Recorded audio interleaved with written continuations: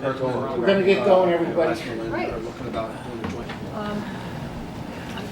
I pledge allegiance to the flag of the United States of America and to the republic for which it stands, one nation, under God, indivisible, with liberty and justice for all. Thank you. Roll call, please. Mr. Arcuri, Mr. Bova, Mr. Brodsky, Here. Mr. Coyne, Present.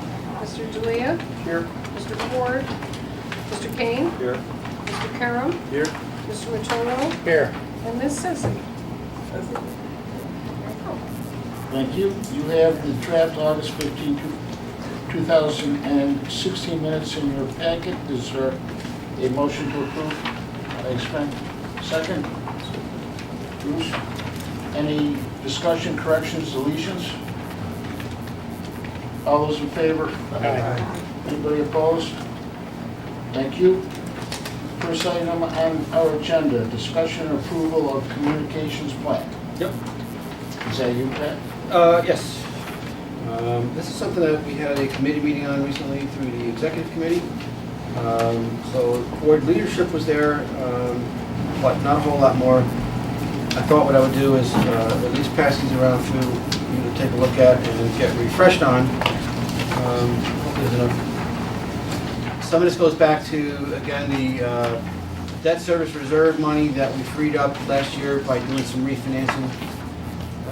Last fall, we closed on a bond issue where we refinanced some earlier debt, and when we recalculated how much we were required to hold in reserve at that point, we discovered that in fact it was quite a bit freed up. It was around $2 million that we moved from our debt service reserve fund over to our capital reserve fund. And so that money needs to be spent down over a period of time. Oh, here's Mark. There we go. Sorry, everyone. Hi, Mark. So the debt service reserve funds that were freed up was about $2 million. At the time it was freed up last fall, this handout made its way around, and this was a ballpark estimate that Jim and I had talked about. Were some ways to spend that money down. We've been advised we need to spend it down. You'll see at the top of that page, the two large items is the cash capital reserve. So the first year of that, we just talked about in the budget workshop, that number's plugged into the upcoming budget. Down below were some other miscellaneous smaller things, and one of the things we talked about was developing a little bit more of a coordinated long-term communication plan that involved sitting down with an outside firm and talking about who are our target audiences, our stakeholders, etc. We had a workshop with a number of employees. Betty was here for that workshop with the Page Group. And out of that came a plan and a proposal from them to do a number of things with strategic communications, and also some public service announcements on some of the things that we want to be able to get out to our audience. A little discussion about our 20th anniversary coming up and maybe some targeted messaging related to that. And then some work at least on refreshing the homepage of our website and working with our internal staff here to do some further updates and refinements to the website. We haven't done a whole lot with it in the last bunch of years. And so they gave us a total proposal for that whole program of $53,000. And a portion of that money would normally appear in our operating budget for ongoing communication work. And the bulk of that would then come out of this amount here in the reserve fund that we would draw down as discussed last fall. So our chair and our vice chair were in that meeting. Our treasurer was not able to make it, and it was actually a joint meeting of the executive committee and the finance committee, and the only other crossover would have been Mr. Coyne, who was also unable to make it that morning. So I don't know, Ellis or Bruce, if you either of you two have anything you want to add to what I've just discussed. No, I'm very much in favor of the manner in which you propose to address the reserve funds. I think the communications program is really important. I think transparency of the Water Authority is a hallmark of our operation. And I'm in favor of this. I guess I was thinking the board would see that PowerPoint, Oh, so that they have maybe a better idea of what it is we're talking about in the complete picture. Maybe they do already. I don't know. I don't think so, and I didn't know what level of detail. Well, just so that they have it, I'm not asking for a complete review, but Yeah. it'll show them what it is we're talking about. I'm very much in favor of it. I think Okay. it's long overdue. I just think they ought to have the opportunity to look that over. Yeah. And if they have any questions, they can get back to you whenever. You know, Okay. We're not gonna go through this tonight. Right, so then are you saying you want to defer the vote to the October meeting? Is that what you want to do? No, I would propose that we vote on this today. I think the joint committee was Oh. satisfied with the presentation. Oh, yeah, I We're- forgot about the vote Yeah. second. we Well, then I built want this them to have into an two budgets. opportunity to take a look at this. Oh, sure, I mean, and. So just send it around, everybody can take Yeah. a look at it. If we have some questions, then Yeah. we'll address them. Yeah, some of this relates to the current year budget that we're preparing now anyway.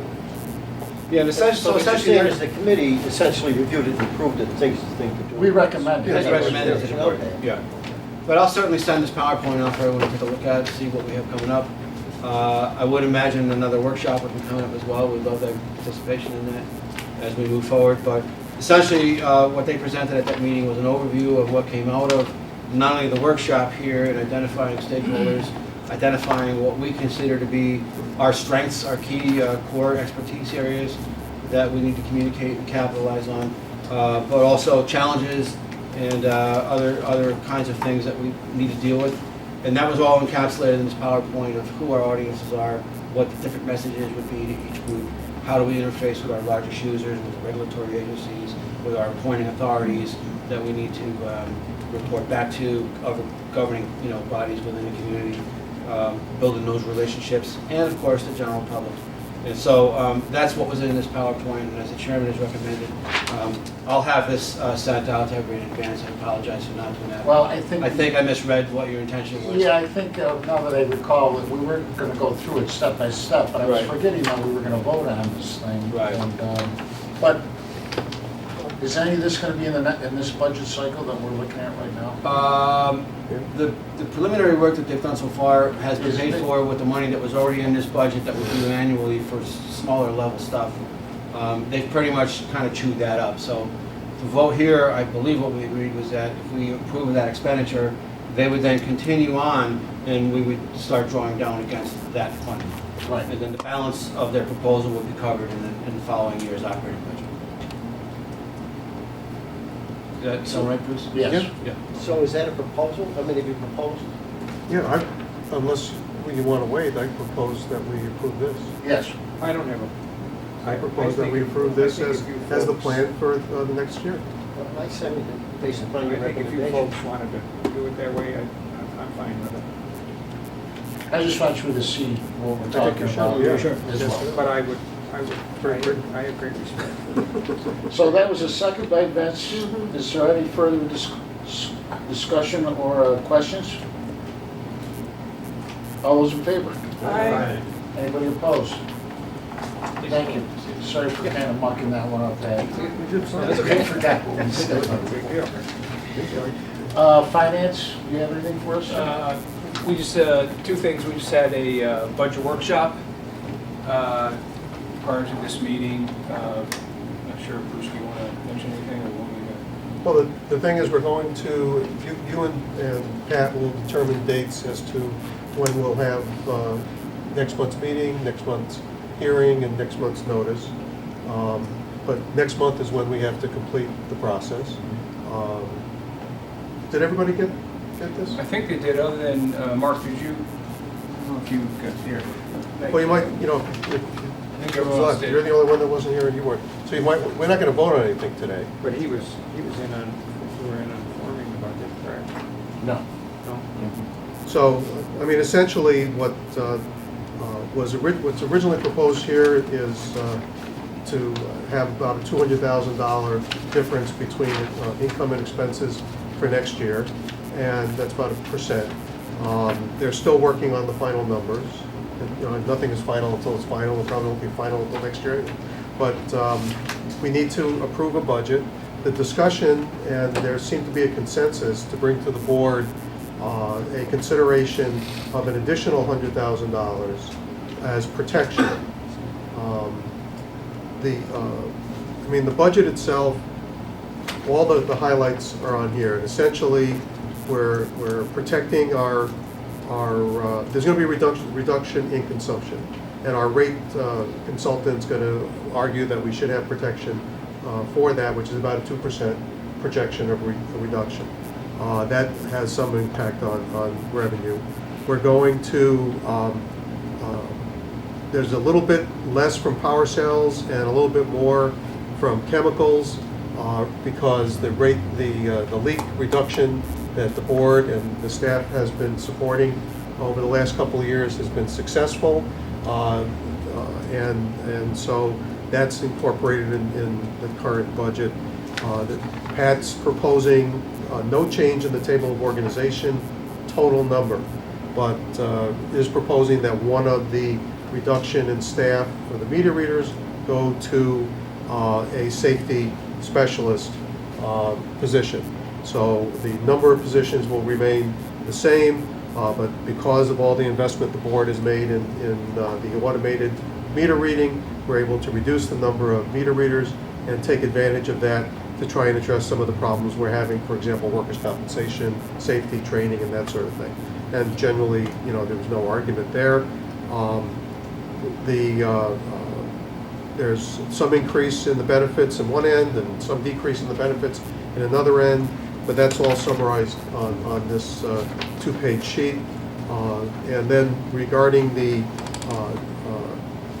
protecting the reserve, we are proposing, it was proposed by Eric, and there was consensus that the 1/2 of 1% rate increase be added in order to reduce the carryover into next year from unused funds this year. There was concern that with what looks like about a 1-year delay in the SUNY development will affect the expected increase in volume and revenue that would have been expected to cover the difference in one-time funds that we're using this year and next year. That 1/2 of 1% increase would further decrease the carryover this year and will be protection against rate shock in the future. Because you don't want to increase the rate 3% just because, you know, you can. You don't want to do that. So there generally was consensus that we'll probably have a discussion on that when we vote on the budget. But essentially it maintains the rate under the 2%, which has been going on, except for last year, going on the last few years. So it looked pretty good. I mean, the staff did a great job. They were very prudent. It's a good budget. I agree. It's an exceptional budget. And there's plenty of paper if anybody wants to read all this. Yes, if you want detail, I can provide it to you. Got Yeah. volumes. More detail than you find anyplace else, I can tell you. Thank you for that, Bruce. Anything else, Jim? I think in your binder is the monthly report. Consumption is unfortunately down about 1.75%, so we're reviewing that. However, revenue is above budget, which is good, and cash flow is very good in anticipation of December coming up. We've got our retirement payment. In addition, we also have some insurance payments that we have to make at the beginning of the next year. So we try to build up some cash because there's some large outlays that we have to make right at the beginning of the next year. So things are looking good. I thought so. Any questions for Jim? Thank you. Pat? Thank you. I have really just two larger items. One, I want to let you know that we had our kickoff meeting with the Teamster unit for our contract negotiations. Their contract expires December 31st of this year. So we had a sort of a get reacquainted session. They presented some general items of discussion and demands, if you will. But before we can go any further, there's more information that we need on our side. Our labor attorney, John Corcoran from Hancock and Estabrook, was down. One of the big things is going to be, once again, as it always is, health insurance. We're waiting for them to get us some more hard numbers on those costs. As some of you may know, we've been with the Teamster Health Fund now for a number of years. We used to have Excellus Blue Cross Blue Shield in here. We had MVP at one point. We had PHP. And there were a number of plans in place. The Teamster unit came in and offered a plan out of their fund that was highly competitive and at quite a bit of lower cost. So when we transitioned to that plan a number of years ago, we saw a fairly substantial savings. More recently, we went from their top plan down a plan and then made up the difference for the medical reimbursement card and generated even more savings at that point. So at this stage, we're really just looking to see what those renewal rates are, and if they're reasonable and affordable compared to where the rest of the market is going. I don't anticipate we'd want to do anything different other than staying with that plan or perhaps modifying it in some fashion. Obviously, if they walk in here and say there's going to be a 20% increase, then we're going to do a little bit of looking around. But the early read is that that's not going to happen, and it's going to be something that's going to be very affordable and lower than what we're seeing elsewhere. So until we get those numbers, there's not a whole lot more we can do just yet. And certainly at that point, then we'll be contacting the board personnel committee to take a first look at where we think we may end up as a settlement before anything will come back to the board and get some feedback. But the goal obviously is to have a plan in place by December 31st and not have a contract lapse and then get into discussions about retroactive pay raises and things of that nature. Last thing I wanted to mention is that, oh, I'm sorry, if there's any questions on that, please stop me. And if not, I also want to mention that the health insurance costs in the proposed budget that we've just discussed earlier today, we do have a projected rate increase in there. So that budget may be subject to a little modification between now and the time it comes to a vote based on what that hard number is. That number may come in lower than what we've actually forecasted. The other piece is that the workers' comp renewal has not come up yet. Typically we don't see those until December. But I'm going to reach out to our carrier and ask for an early indicator, which they said they'd be willing to do. So we do have a projected increase in there based on a meeting we had on our experience modifier for our workers' comp. Again, you know, not a lot of severity, but higher frequency of smaller stuff. So we're waiting to see what's going to happen with that, but I will be anticipating over the next 2 weeks getting some kind of projected number from them. It may not be set in stone, but it'll at least tell us if we're on the right track. And then we'll work that back into the budget projection before you folks get the final version of it. Last thing I wanted to mention is that we had another incident, unfortunately, at our water treatment plant. This one was purely a electromechanical failure of what's called the PLC. It's programmable logic controller. It's a computer board that operates some of the automated equipment. One of them failed. The operators were right on top of it at the time, but some of the automated processing that it controls stopped until it was manually operated. Phil Tangora, our Director of Water Quality, is here. But in a nutshell, what happened was that the turbidity, the suspended particles and cloudiness of the processed water began to climb and got higher than it should be for the processed water. The good news is the finished water leaving the plant was not in a violation. Phil, I don't know if you want to add to that. Sure. The technology that in the PLC is originated with the plant, so we're in the process of changing that out currently, and it's been in the works for 6 months or so, and we hope to have it done in the next 6 months. The sanitary code states that the finished water turbidity or clarity of the water can't rise above 1, but it did rise to 4 in the filtered water. So we notified the state as per the code, the finished water, the water leaving the plant, never got above a 0.5. So some of the actions that the staff took were to increase the chlorine, to enhance disinfection, and we also went out and sampled in the distribution system over the weekend. Everything was negative, but we are required to report that to the public within 30 days. So we're preparing a public notification, Pat's reviewing it now, and then it'll go out later this week.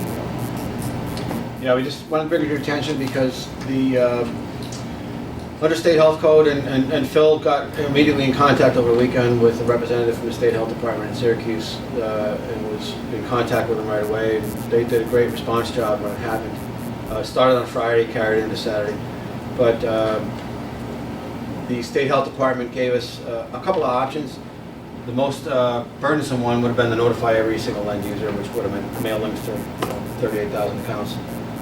Short of that, we can do something in the newspaper and then do larger on-site notifications that just attend selected sites, apartment complexes, things like that, and also on the website, which is what we're in theory going to do. We're waiting for final approval from the health department and the final approval on the draft language that we sent for them to review.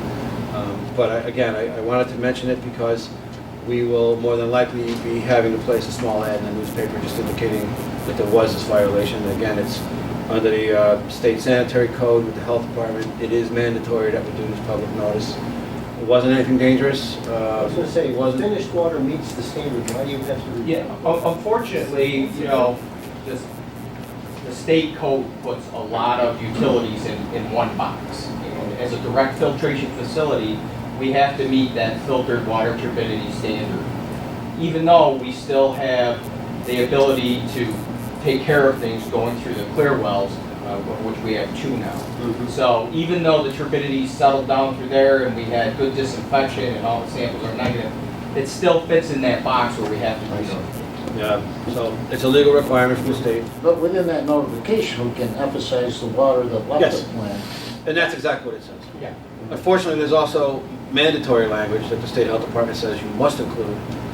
That language is a little scarier, but we put in, you know, a deep explanation that the water leaving the plant was, you know, under that limit at all times, and that it was probably disinfected, that all of our sampling showed no problems, the water was safe.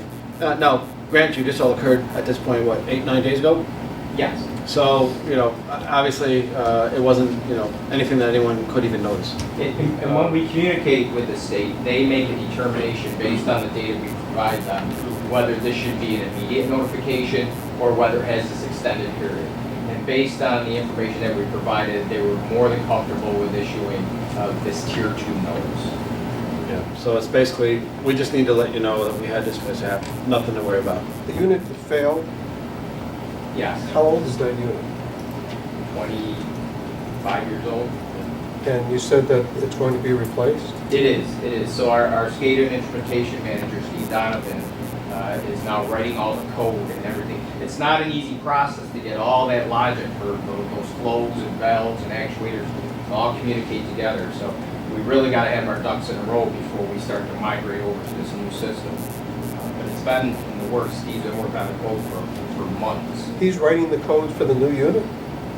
That's right. Well, to get everything to talk to each other, yes. And we couldn't do that with an outside, with people providing us the new unit? They would not, no, that was not part of the process. I mean, just the amount of time, it takes to write the code. Why are we doing it? Well, because it would take anyone else the same amount of time, plus Right. they'd have to get access to everything else that's going on up there, that Steve was the guy who originally programmed it in the first place. We've sent him to school for this stuff, so he can do it as well or better as any outsider that we would hire, which is why we invested all this money training him, and he's the guy that's actually been building our SCADA system. But for someone else to come in, they'd have to do a whole lot of investigation first. He has nothing else to do?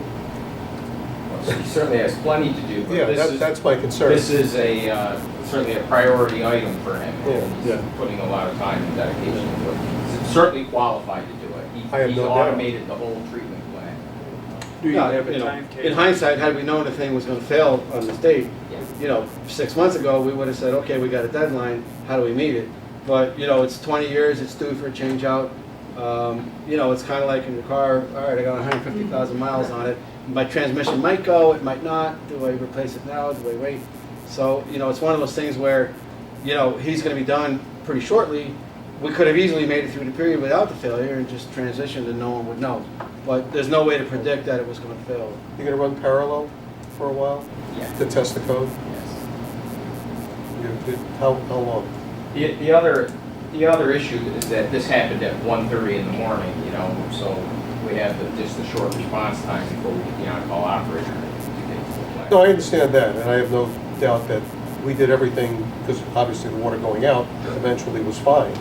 I understand he knows the code, I'm just concerned about not, you know, taking up all your time on something and letting other things fall. That was just, I didn't Yeah. realize we were. Well, the other way to look at it too is I think had we hired an outsider, Steve's the only guy on the inside that would have been working with him to assist him through this process and show him where everything is and provide all the data. So one way or the other, it would have taken up a whole lot of his time and probably would have cost us a ton of money compared to him doing it on our own payroll. But it still would have soaked up a lot of his time, even to work with an outsider, because he would have been right there kind of walking the Yeah, person. really. So, I get scared because of one person having that much responsibility. In our place, we call it the hit by a bus theory. Sure. You know, and that, you know, when the guy gets hit by a bus, we have a real problem. Yeah. That is a valid point. Do we have any backup for this gentleman? I mean, I'm not talking about within. In the outside world, we do, yeah. Oh, And let's you get said that we have now. 2 of those boards. I'm sorry? You're talking about this, like a Of board. those boards? Yeah. I can't get that. It's a box. 2 boards or 1. I call it a board, you know. The PLC, Yeah, how many are there? yeah. There's the one, that's the main control room PLC that failed, So there's only just 1. for the main control room, that's right.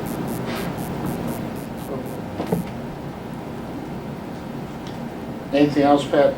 No, not necessarily any other questions. Any other questions for Pat? Thank you. Any old business? Any new business? We're adjourned. Thank you, everybody.